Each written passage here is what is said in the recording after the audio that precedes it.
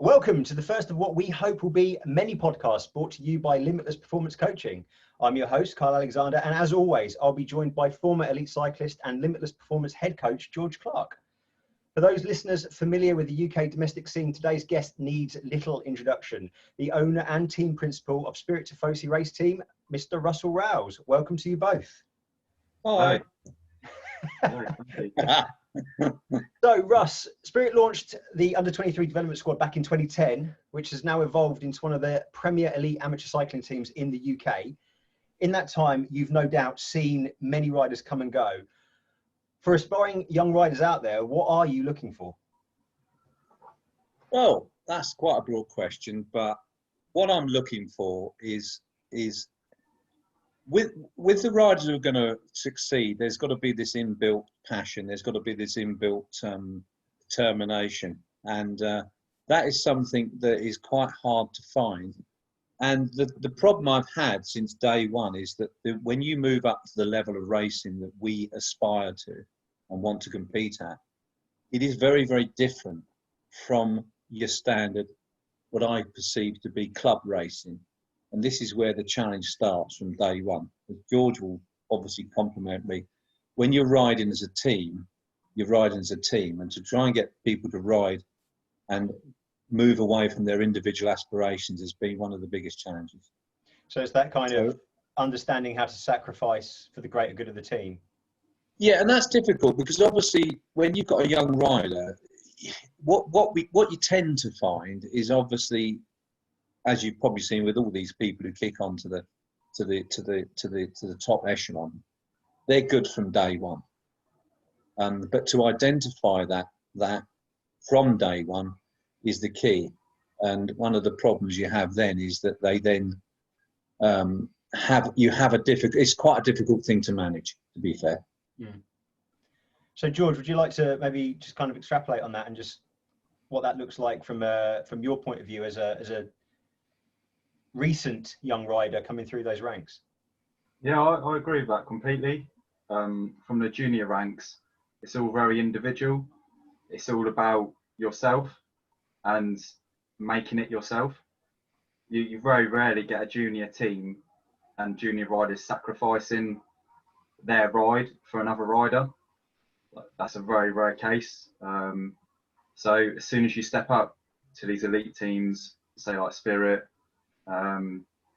you all of a sudden have to change your sort of mindset and sacrifice yourself to ride for someone else, and that's quite a hard thing to manage. Like for myself, I went from time trialing. That was always my forte, what I was good at. That's just, you're in your bubble, your own world. Yeah, so it's individual glory and then thrust into that team environment is quite tough to me, isn't it? It's very, very, very different. Yeah, it's a massive change. So yeah, it was only until I really I first joined Catford, and that really wasn't massively like a team bonding. You probably shouldn't mention Catford around Russ. No. I'm all right. I'm one of these people who's very, very. I admire anyone who has a go. Any go. I think riding a bike and riding it competitively is one of the hardest things you can do because I play golf and you can turn up at a golf club, hit it all over the shop. One of the things I've always said about cycling, it's the only sport I know where you have to train to be shit, and that's and it finds you out very, very quickly. But what George was saying, one of the things you said, how do you make it? That's a difficult thing. But if you're put in a position, how do you make it? Well, you've got our race program this year, pre-COVID, is one of the things that obviously I'm trying to promote is a race program that gives guys the opportunity to put themselves against people that are at a level that they aspire to. They're not at it at the minute. Some of them are. Cool.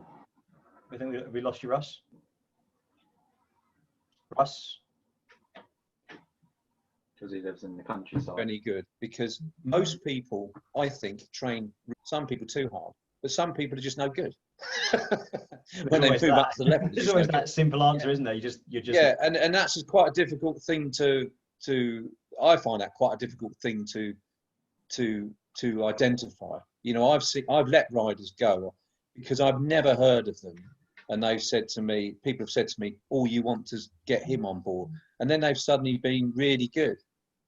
But it depends on what you perceive to be really good. They're still only at a level where they're competitive at a certain level. To get right to the top, that's a whole different ballgame. Would you kind of agree that sometimes maybe it's that whole big fish, little pond scenario where amongst their peers, amongst the, you know, their Sunday club run guys, they're leaving the hitters, and I use the inverted commas there, behind, so therefore they're epic and they've got what it takes to become a pro. But when you match them against guys of same age, they're actually nowhere or far behind.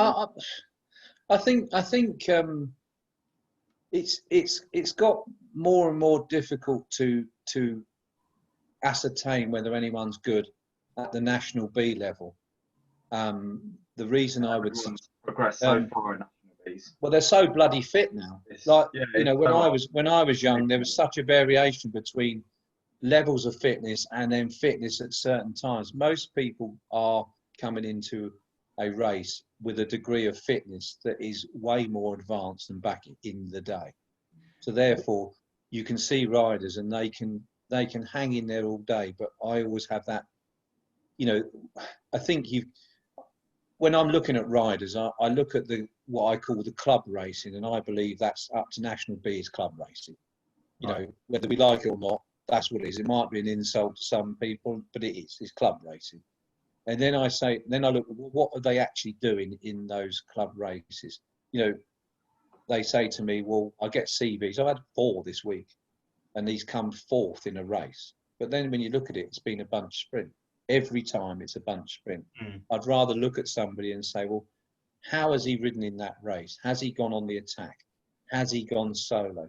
Because when you're aspiring up to the top level, if you can't ride solo, then you've got a problem, because you won't even get back on after a puncture. Exactly. So we spoke about this very briefly just before we started recording, and we talked about the athletes or the riders' mental side. We spoke about whether or not they're prepared. We spoke about earlier about being prepared to sacrifice their own goals for the good of the team. You know, if they've not got good legs, they'll, you know, ride their heart out until they can't go anymore. We see it all the time in the pro ranks. The likes of Kwiatkowski, you know, will literally ride himself to a standstill, sacrificing himself for the rest of the team. But if the guy that comes in, he's got the good numbers, he's got the good watts, but he's just not a nice guy, he's a bit of an arrogant kind of so-and-so, that's something that's obviously going to hurt the team dynamic. Yeah, I think with someone being an arrogant arsehole is irrelevant if they are a winner.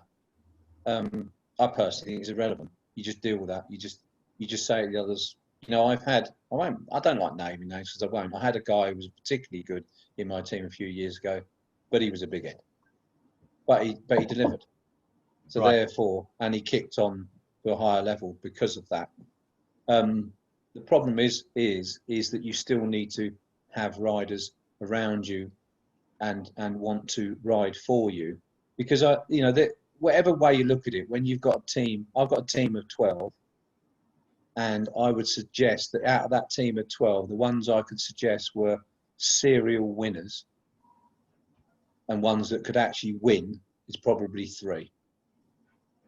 The rest of the 9, I don't think they're ever going to win. They probably wouldn't even win a national B. Right. And because some people are winners, some people aren't. So that's the problem. Because I could pick a team of all national B winners. It doesn't mean they'd be any good in a 190k race, 5-day stage race. Yeah. Is that because of team dynamic or because of? No, because they learn a way to win at the level they're racing at. So they're kind of master of their own destiny in the sense that they don't aspire, or do aspire to be greater, but find a niche, so to speak. Kind of find. Yeah, they can win a race because they know how to win at that level. Right. But the way that arrogant go up the food chain, George, are totally different. So, you know, you can't. It's, you know, the next challenge for us, if we're going to get anywhere in these UCI stage races, is to work out how we're going to have a lead-out train for a sprint, because unfortunately, apart from the Queen stages, all these races get ridden down. So unless you've got a lead-out train, you won't get up there in the sprint finish, because you won't even be allowed in the party.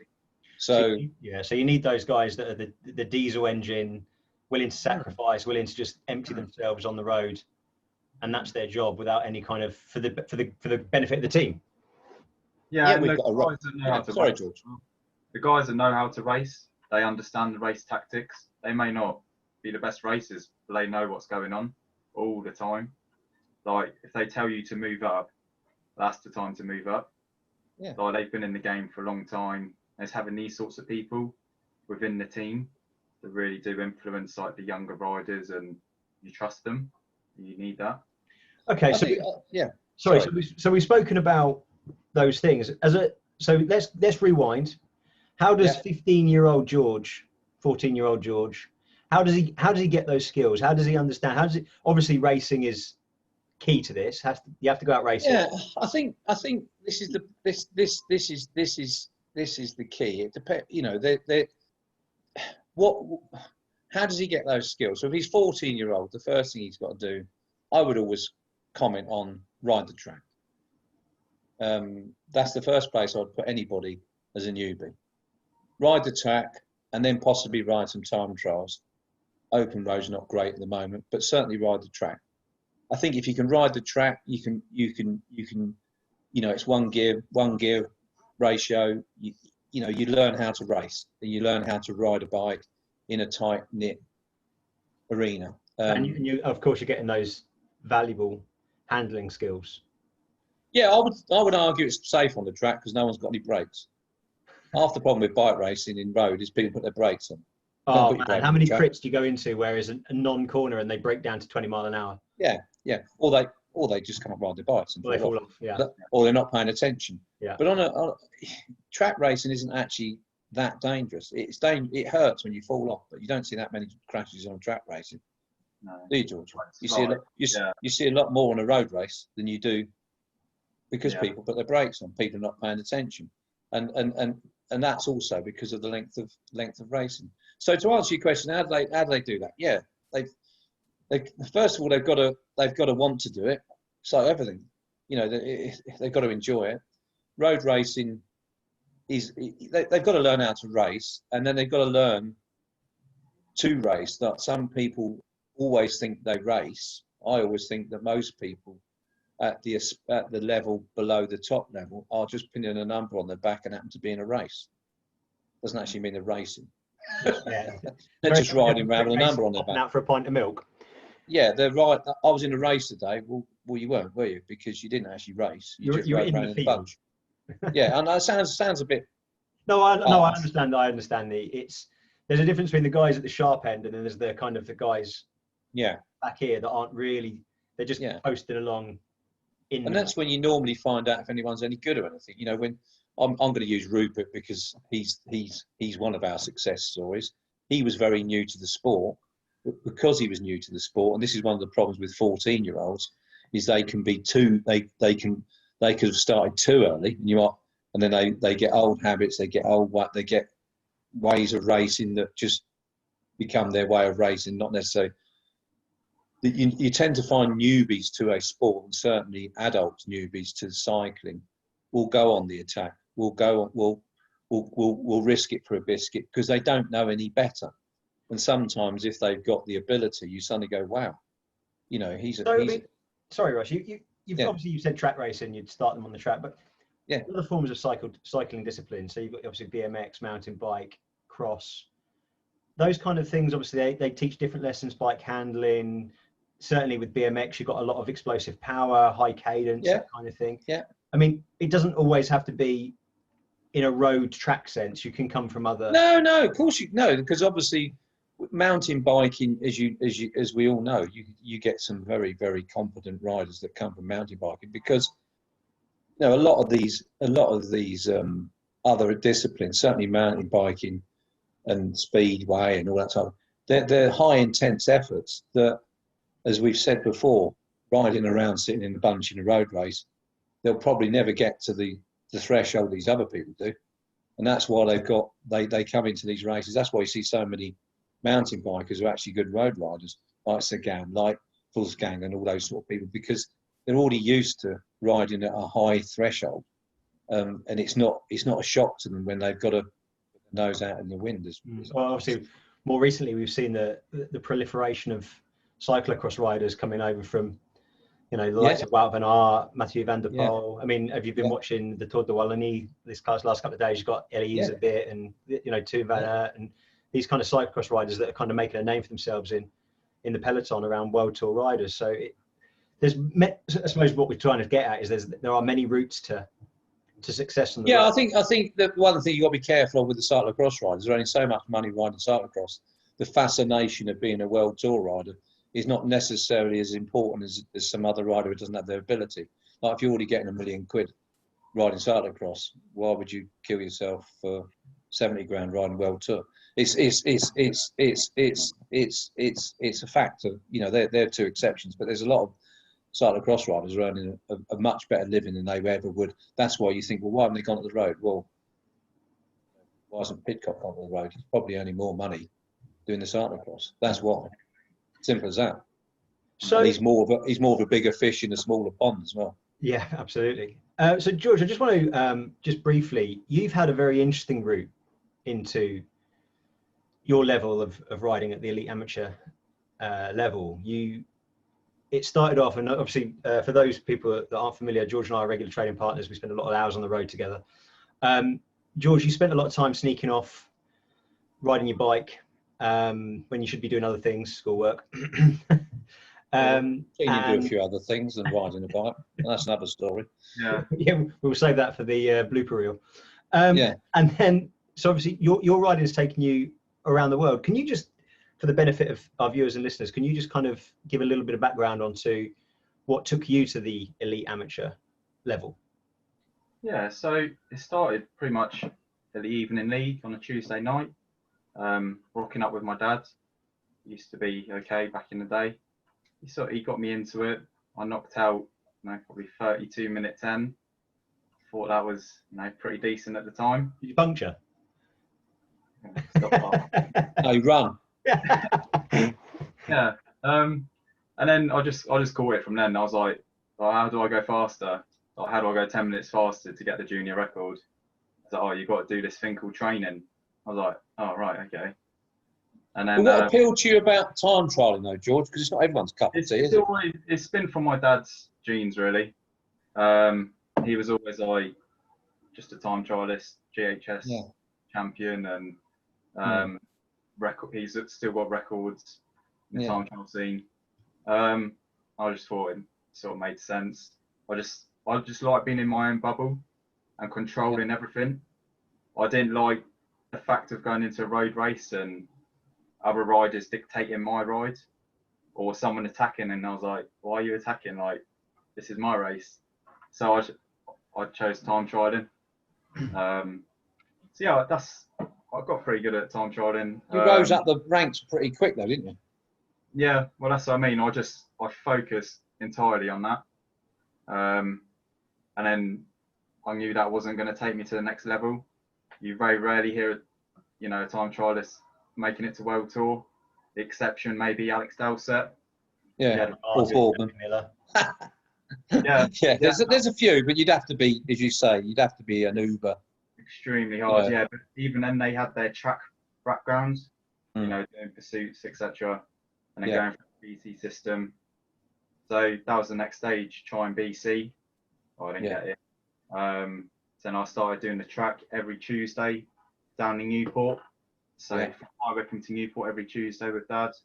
Yeah. It's like 2 hour 15 drive. Yeah. There. George, can I just again? I mean, something that's come up here in the last sort of 2 or 3 minutes of conversation is something that's incredibly important. I think for aspiring juniors, aspiring youngsters that want to, it's that having that family support is absolutely critical at that age. Is having somebody that's willing to, because obviously you can't get to Newport on your own. As a 14-year-old kid, you can't ride your track bike to Newport and then ride the track and ride home.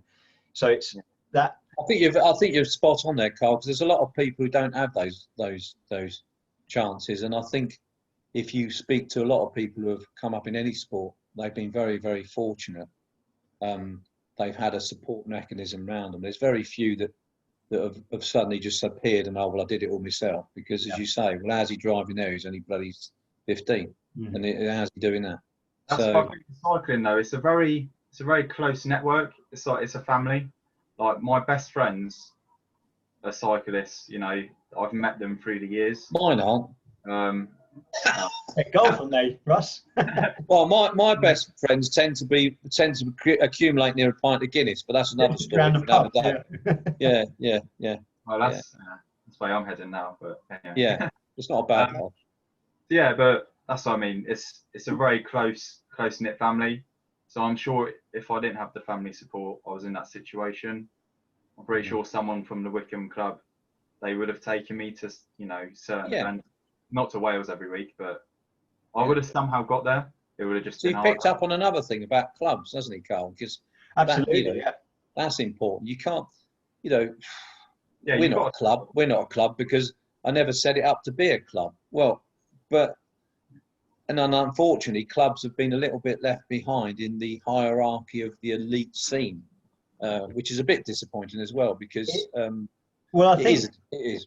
Yeah, and Russ, and I know you've been very outspoken on the British cycling scene, domestic racing scene. I follow you on Twitter, and both you personally and Spirit Tifosi.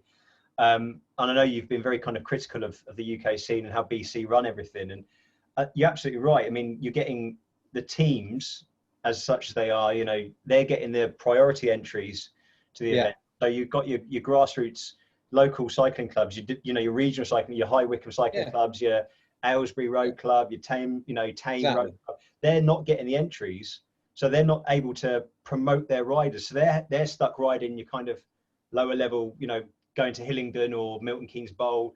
They're not getting the opportunity to ride at the higher level. And then the frustrating thing is they're not allowed to guest either, which has always been something I can't get my head around. That's been the only way you can guess for me is bloody change your club or change to me for a day and then change back again. Yeah. Now there are people who flaunt that rule, but that is the rule. I don't get it.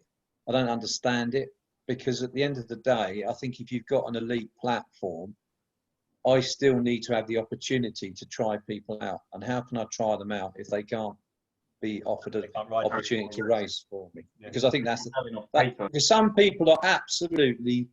I've had riders who are non-events in lower racing, but you get them into a big race and give them a job because it's because some people like to do a job for somebody else, but they can't race another race where they've got to do something for themselves because there's something in their mindset that doesn't do that.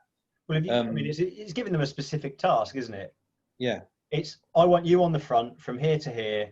Pull it at, X amount of watts, X amount of speed, do it. And they do it. And then they know that's their job. They've got their finish line. Yeah. From then on, it doesn't matter. Exactly.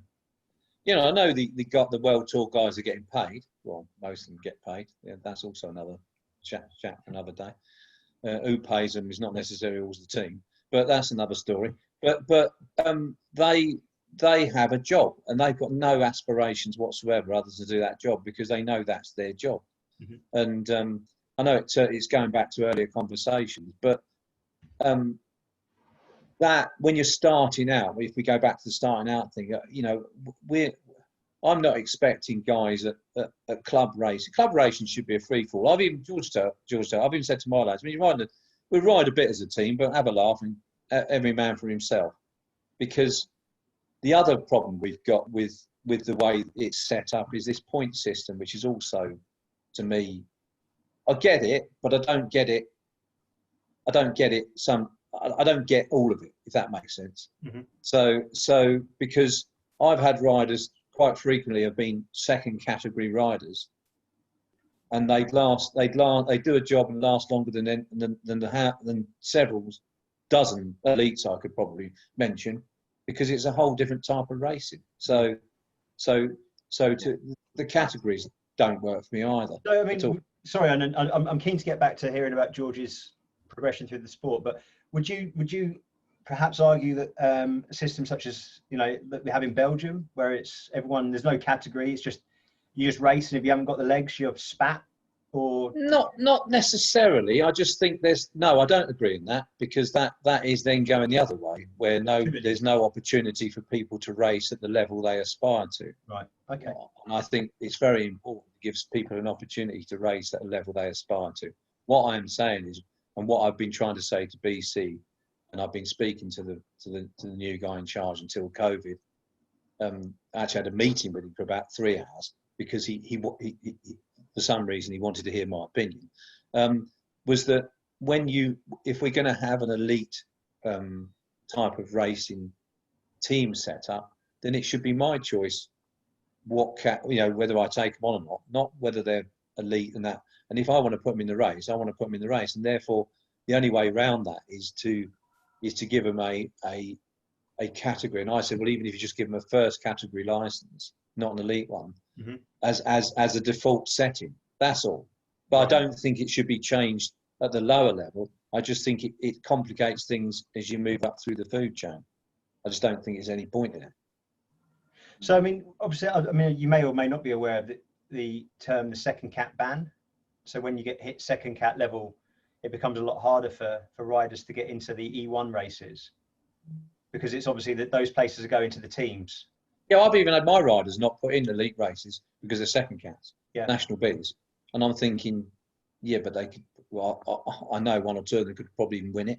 So if they want, if they're on a good day. So, because they're not chasing points. Like, I've got riders that, the races we ride now, they're not going to get any points. Some of my riders, they can end up as third cats. Yeah. Because they're never going to get anywhere. Unless they ride club racing or midweek crits, they aren't going to get any points. Because the chances of them getting a top 10 in a UCI race or the national series is quite remote. that's fact. Yeah. So yeah. Harsh reality, but yeah. So George, sorry. We took a massive segue there. It took away from your. So you're going to the Newport Velodrome with your dad each week. Yeah. Then what? It just started from there. To be honest, I was hooked. So from then, what did I do then? I joined Catford. That was my first year. Second year junior. And that's the year I had the invite from Russ. But I was just so mixed up in like, Catford, they've got like 3,000 followers or something. They just look like big. And this is like me being truthful now. And I was like, obviously going to go with them. I didn't even think about the calendars. I didn't think about any of that. I get selected for races. I was just like young. And I just followed the wrong thing. But from there, I qualified, what was it called? The Amateur World Time Trial Championships. And that year, the final was in Australia. So that was my cue to qualify and go to Australia for a year. So did you have any nights out? I had a few, but I could have gone on more. I didn't recollect you giving me a call. So that's all. Just checking. That was looking back on it now. Now I've stepped out of the cycling bubble and everything going on. I was like, God, the things I could have done in like Australia, but I was so focused and training and racing. Not a bad thing. That's what you went there for. Yeah, exactly. I was like, no, I can't come out tonight, even if it's like until 10 p.m. I've got 150k ride in the morning with Orica Green Edge. Like, that was literally my mindset. But I wouldn't change anything. I wouldn't change that at all. I learned so much along the way. Anyway, from there, I spent just under a month with the Orica Green Edge team, and that was a massive, that was my cue. I was like, right, this is what I want now, to step up. So what was it like pumping their tyres every day? Oh, it was tough. There's quite a few wheels. Yeah. Yeah, when they were throwing bottles at me, I thought it was like banter, but no. Yeah, no, that was amazing, but maybe it was too soon. Yeah, but you must have seen. I don't want to take over Karl's role, but I'm intrigued because if you're riding with these people, And like, you know, the 10 years that I've been in up the sharp end of where we are, you do pick up things and you suddenly realise why these people are better and why they make the grade and others don't. And did you pick any of that up? Did you see what was the difference? You know, you get the uber talented bloke who can get out on the piss and suddenly ride the next day, but it's quite rare. But what is the fundamental difference between these blokes and what the average Joe is? So that's what I'm intrigued about. I don't know if it's quite clear though. Good question, Russ. It's quite clear apart from one of the things. Like we went to the labs and we were testing ketones at the time, and that was like quite a big thing like a few years ago. It was all like hush hush. And like the numbers they were pumping out like after 100k rides in the labs, like we were all doing it. I was doing it myself. I was like, whoa, like they're serious numbers. Like they're still pumping like FTP numbers at the end of a 4 or 5 hour ride. Yeah, but do you perceive? They are. That's quite obvious. So they're never off their bloody bike, though, are they? That's another difference. No, this is the thing. Like we'd go out, get it done early doors, 4 or 5 hours, whatever, in the hills. It was structured, car behind, and all this. But then we would come back. I kid you not, I'd be on the sofa doing my protein shake, having all the nutrition, and they're like, George, come outside, mate. Like they grab a tinny, and then they just start playing cricket. Like I kid you not, and this was like a training camp before Tour Down Under. They grab a beer, play cricket. They're bonding doing this, obviously, and they're just the most relaxed guys going. And then an hour later, have lunch. They've just got. As soon as they're off the bike, they're off the bike. This is the difference, I think. Whereas I was there like, should we not be doing something like cycling related, foam rolling, stretching? Yeah, I think like 24/7 in my head was just cycling. It's that difference, isn't it? It's being able to turn it off. It's being able to look at it as a job. It's not, and this is something again, the conversation that we've had, George, that people won't be privy to, is that cycling doesn't need to define you as a person. It's something you do, and it's great. It's a great sport. It takes you to some great places and meet some great people. But if all you can identify in your personality is I'm a cyclist, something's gone a bit wrong along the way. Yeah, and I'm here now, and that's like 8 years now of that's sort of been my mindset.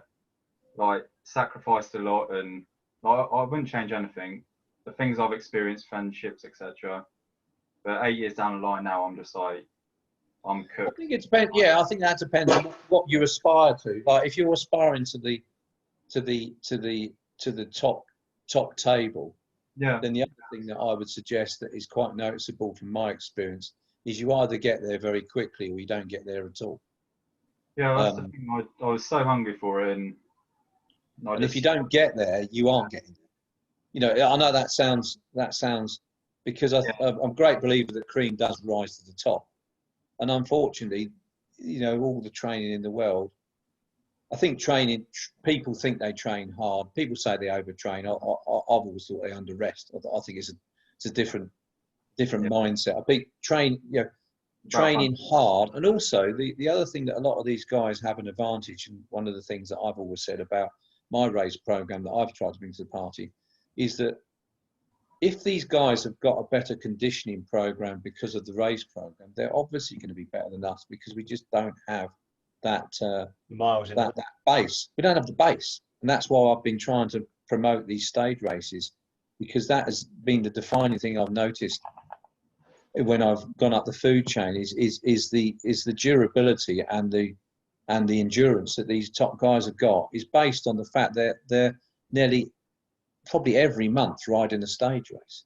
It makes a massive difference. Yeah, huge difference, isn't it? Having that amount of race miles in the legs, that intensity, that volume, makes it such a huge difference to anyone. Yeah, and I think people try and, you know, the problem you've got with a lot of the you know, I don't know, I'm not a coach, and that's where I say to people, I'm not a conditioning coach. I've never ever. Sorry. We're hiring if you're interested. Yeah, but I've never ever said I was a conditioning coach, because that would be ridiculous looking at my body. But but I think a lot of people overtrain because they don't know what they're training for. So their mental approach is to absolutely batter themselves day in, day out without actually any focus onto what they're actually trying to achieve. No, 100%. And that's one of the most important things about employing a coach is, you sit down at the beginning of the season, you look at, as with your racing plan. So I imagine your riders will go away. You select the races for the team, what works best for the sponsors, for the calendar. Yeah. Give it to the riders. They go away and have those discussions with their coaches, and they have that conversation. It's difficult. That's even difficult at our level because, unfortunately, I've not. I've always said to. There's so many people out there who believe they can coach, and I said to one of my riders once, well, if you need someone to pay you to go and ride your bike, then I think you've got the wrong idea of a coach. As we know, the logic behind coaching is what are you trying to achieve, and what are your aspirations, all that sort of thing. What are the deliverables, and when are those deliverables got to happen? Mm-hmm. The biggest problem I've always had is that the majority of my riders have got coaches, but could I honestly say to myself that I could guarantee they'd be on point on the day I wanted to be? No. There's one or two are consistently on the money. One of them because he's an animal and has got just an inbuilt genetic advantage. But the rest of what he has, Rupert has, and we're talking about Rupert, he's got a genetic advantage, it's obvious, because he never comes in. He'll come into a race unfit, but he'll never underperform because he seems to have something in him that gives him an edge. The killer instinct. He's just a tough guy, and he's a genetic freak. So he must be. But the amount of the others, I can't. The amount of times I've thought, well, I thought you were fit, and you got dropped. It's bizarre. So it is a bit of a.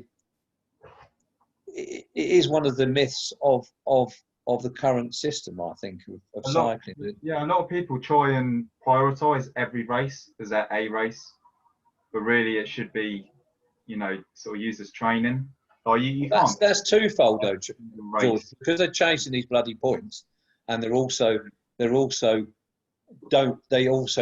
of them haven't had any success. If you don't have any success, you're going every week wanting success, don't you? Yeah. No, it's so like therefore, the system again. Yeah. So Russ, you're arguing that you find people that are just literally just chasing points rather than, so that puts them into an even deeper hole. Yeah, they'll check. I've got this theory. Certainly, I'm talking about club racing, maybe all racing. If you go to a race and your bag's still the same packed as it was the week before, I think it's time to take a rest. Because you can. I always say to guys, you can tell from the beginning of the season, they're all clean as mustard. The stuff's all clean, everything's clean. 6 months in, I say, oh, wasn't that the same towel you had in there last week that you haven't used? And because you never looked in the bag, isn't your bike as dirty from last week? It's a self-fulfilling prophecy because they don't, there's no, and they've got coaches, these guys, and I say to them, well, what are they actually coaching you? They're not coaching you, Boston, are they? It's because I don't think, some people call me a coach. I say, I'm not a coach. We are a coach because you're a mind coach. You get people up for races. George hopefully will confirm that. We do have a plan. We do try and ride to it. Don't always get it right.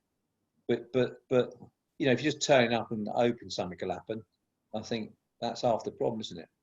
Unless you're one of these people who's lucky to be talented enough to turn up and make it happen week in, week out. And that's the other thing about a lot of these races.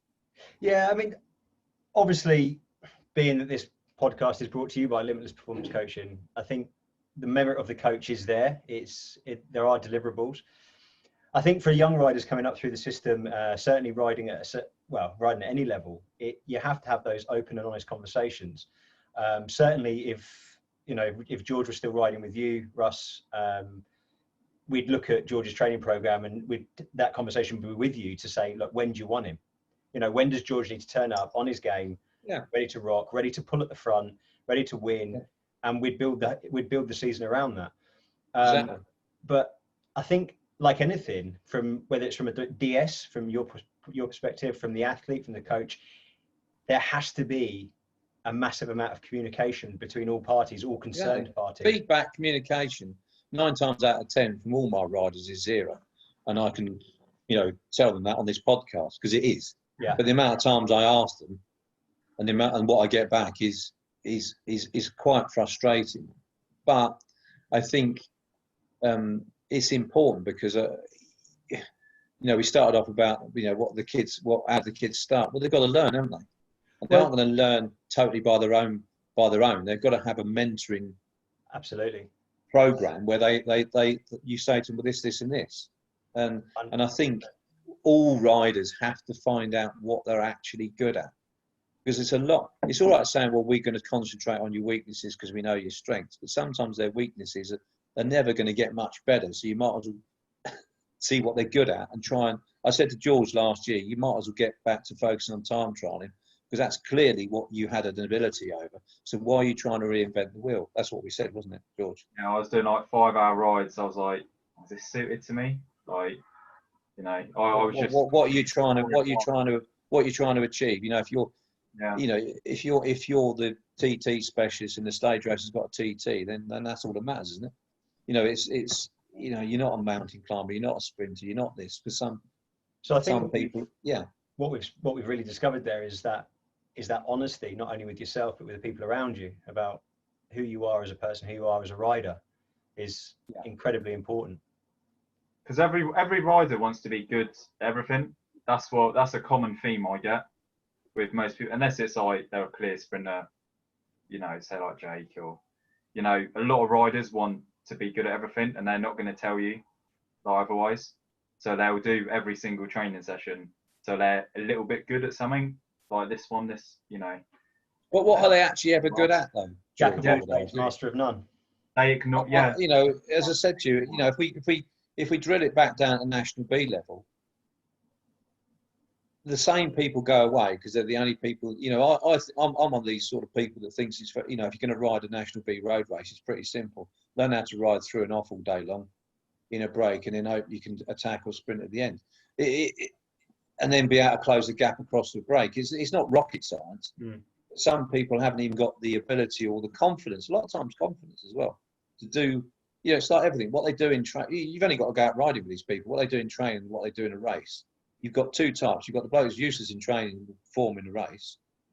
You've got the bloke who's well beat with training and can't do anything in a race. And I always find it bizarre that you see these people that have literally got world tour engines and can't race, and that can only be mental.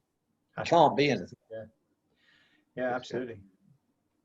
So George, you finished in Oz. Yeah. Came back. You were with Catford, and then I believe, I know there was a little stint going with Dakar working. Yeah. So finished up 2 years Catford, and then joined Goma in Belgium. My God, that was a learning experience. That's where you go if you want to ride your bike 24/7. Nothing else to do.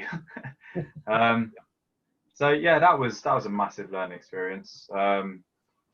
Like everybody knows Belgian racing is. But they say if you can race in Belgium, you can race anywhere.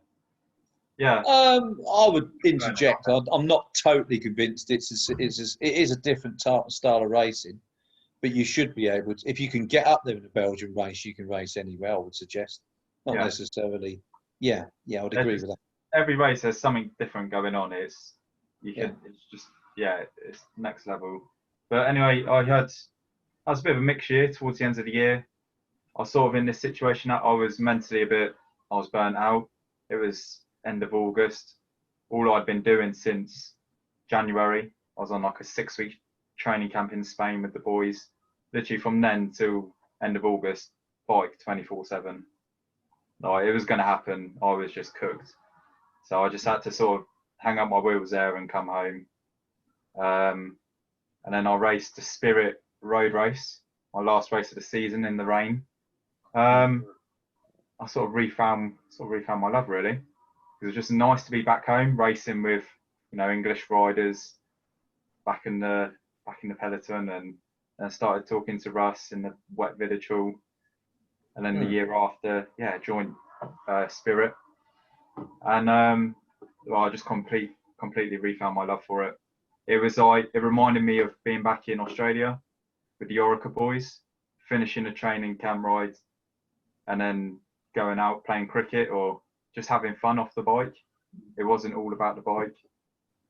It is a bit like that at times, isn't it, George? And With that's other teams. massive. You're probably going to get a lot of CVs handed in now.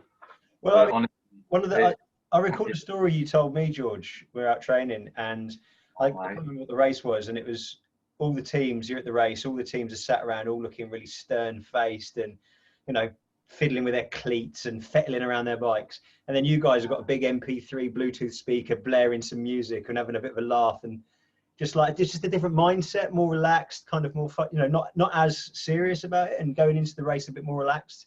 Do you think that's maybe something that's been the key to the success of the Spirit guys? Yeah, so we've got a clear plan.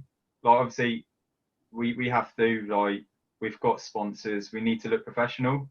But until we're on the start line, until we're in the warm up, it's relaxed until then. But, as soon as the gun goes, it's game sort of game time. We're here for a reason. Yeah. We're here to do a job. And you do slowly learn it. But yeah, definitely, it's definitely one of the funnest teams I've been with, and the most positive, mentally. Because I reckon if I didn't join Spirit 2 years ago, this would have been us 2 years ago having a podcast. So. Yeah, I think one of the things about my sort of mindset with it is that the whole basis goes back to the level that we're aspiring to. I don't, and it's not disrespectful to national beats. I don't want to put all the time I'm in to stand at the road watching guys race. It's great and it's great fun, and I really, really rate anyone who can get up there in a national beat. Anyone who can get there in any race. If you win a fourth cap, it doesn't matter what you've done. If you get around a fourth cap race, it's more than the average Joe in the street can do. So that's. But when we do our racing, there's got to be more to it than, the bonding is everything. As I've said, people look at me sometimes and they look at my riders, and I can remember back to the time when we were bloody useless, because we were finding our way, and people used to laugh at us, and we were nobody. Well, and one person said to me once, "You'll never ever win a national series race, ever." And I went, "Well, I don't even know why you're bothering." Now, we haven't won one yet, but we've done all right. You've been knocking on the door. We will win one, and we will have a rider that hopefully aspires to World Tour. We will have that. Mm. The thing that holds you back all the time in unfortunate level we're at is money. And it's not because, I could, if I wanted to, we'd already have riders winning races, because you just go and pay some journeyman 500, they earn a lot of money, £500 a month, and they'd soon be on board. Yeah. And we might win a Prem, but it's not really what we want to. It's that development, isn't it? It's development. It's all about developing them on. I've never looked at. I've never wanted to be a purely under 23 team. I've thought about it, but that's also quite a big ask, because I took riders to Rhodes this year, and the youngsters did struggle. I was a bit stupid. I threw two guys in first years, seniors, into the Tour Rhodes, which I perceived was going to be a fairly easy UCI stage race. Well, it wasn't. It was 190 kilometre stages, and they've been riding junior races. Yeah. These blokes are going 60 kilometres an hour, flat out. Mm. Yeah. And it's a 200-man field, and people are falling off and all sorts. And you're puncturing trying to get on. And the climbs were not brutal for a World Tour rider, but they certainly weren't easy. Yeah. But you gave them a massive, it was a massive eye opener, and I could have crucified a couple of them. I could have finished them. So we got, this is the trouble with all this thing. It's knowing who's got it. Not everyone's a Tom Pidcock. Not everyone's a bloody Remco Evenepoel, whatever his name is. They're not all. Not everyone's a child protege. So you've got to be very, very careful. Well, I think so. What we've learned then is really.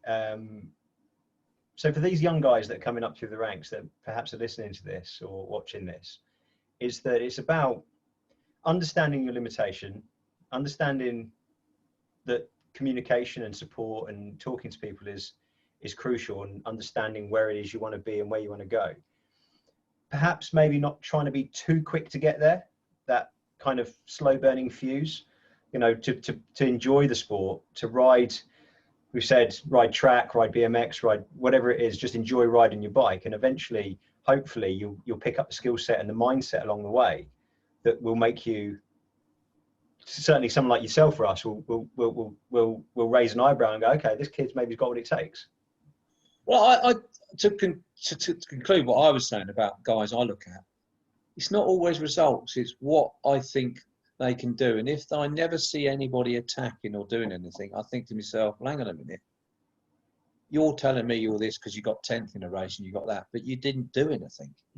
I think this is why you've got to get out of your comfort zone. Yeah, you've got to say to yourself, okay, I look at riders. We had a rider years ago that just rode for us for a couple of seasons, but he'd only raced 2 seasons and he'd run a national B because, he was out one day riding the other way on a bloody bone shaker bike, turned around and rode with us in a group. I thought, oh, he's strong. And then we sort of like took him on. He couldn't ride a bike because he get fallen off, but he wasn't. He had no perception about any. He had no. The other problem you get is people they can't handle the fact they're in a group of riders who they perceive to be better than them as well. That's the other problem they've got. Kind of the drop head goes down. Starstruck. A lot of them are as well. Starstruck. You just got to have guys that just. I think you've got to lay it on. Certainly, if you want to impress somebody, you've got to lay it on, and that isn't finishing 6th in a bunch sprint. If it's a bunch sprint, that's fine. But if you've done something in the race, that's what I'm looking at, because they're the ones that can.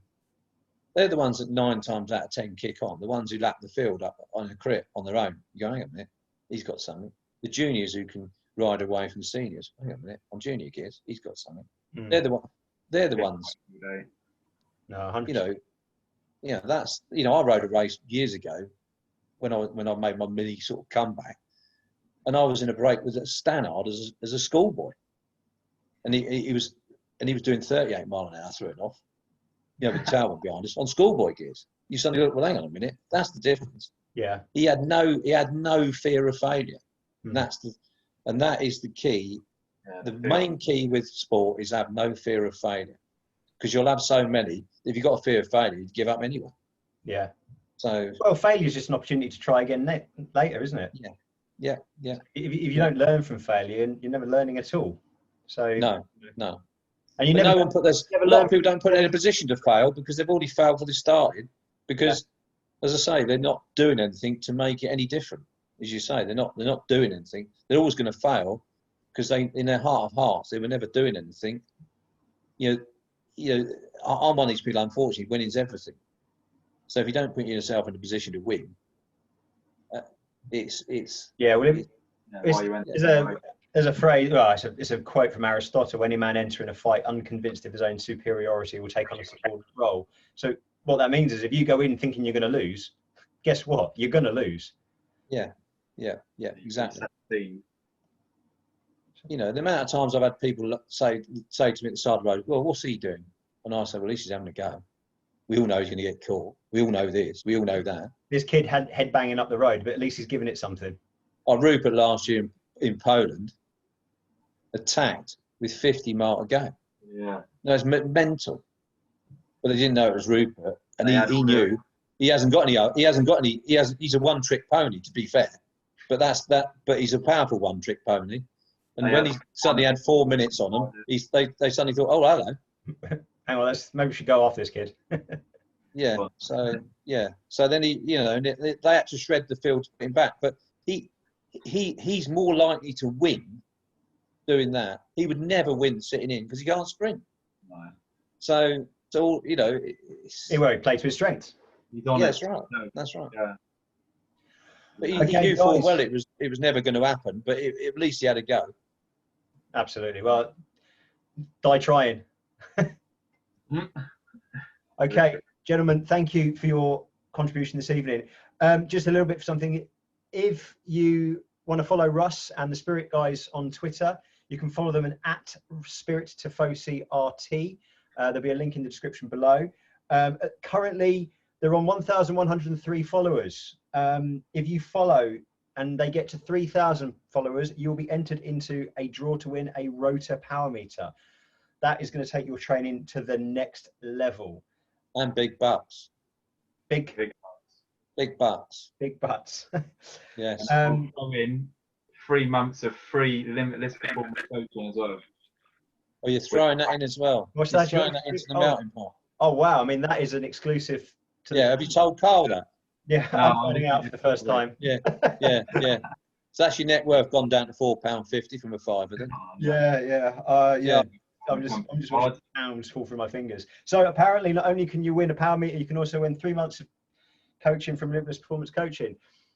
That's Super duper. been our first podcast, gentlemen. Thank you very much. Thank you. Really